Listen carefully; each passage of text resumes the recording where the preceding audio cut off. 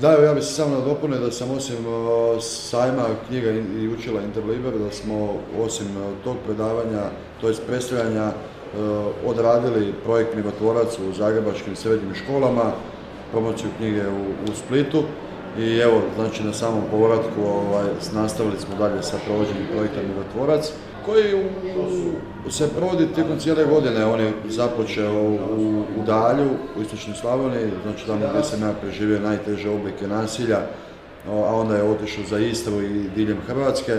I evo, to je u stvari i sam razlog zašto sam se ja počeo baviti promoviranjem, to jest razvojem kulture mira.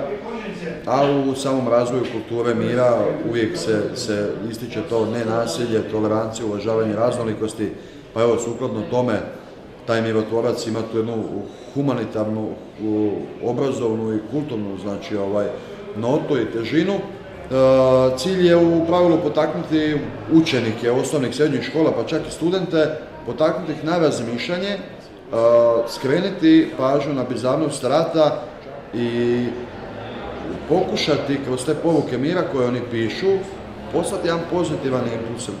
Dok pišu te poruke već počinju pozitivno razmišljati i stvaraju nešto pozitivno.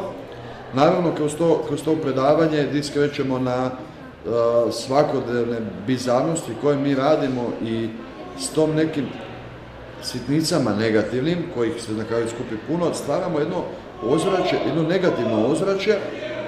U pravilu mijenjamo kulturu mira za kulturu nemira. Znači, to je ono što je u pravilu problem od kojeg mi okrećemo u glavu.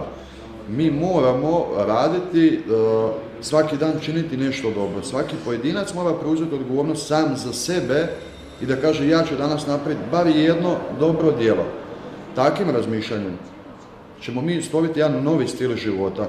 Stvorit ćemo znači jedan pozitivan stil života i potisnut ćemo ovu kulturu nemira koja danas vlada znači među nama. Samim time, takvim življenjem mi spriječavamo znači mogućnost novog rata. Jer bit svega je prikazati besmisao rata i što su uzroci, to je što mi moramo činiti svaki dan, ali svaki pojedinac, da sutra se ne desi nekom ono što se desilo meni ili žrtvama koje su prošle još gore od mene.